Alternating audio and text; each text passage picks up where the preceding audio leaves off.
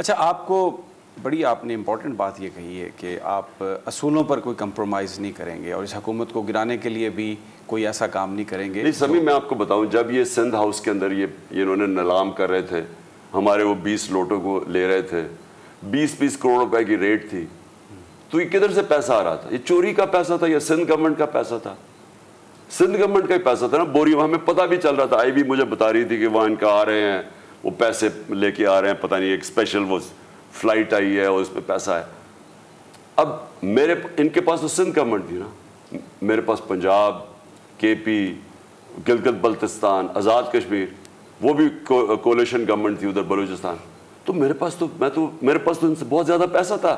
اگر میں نے اسٹیٹ کا پیسہ استعمال کر رہا تھا، میرے پاس تو زیادہ تھا. تو تب ہم نے فیصلہ کیا کہ ہم نے نہیں پیسے دینے نہیں کرنا.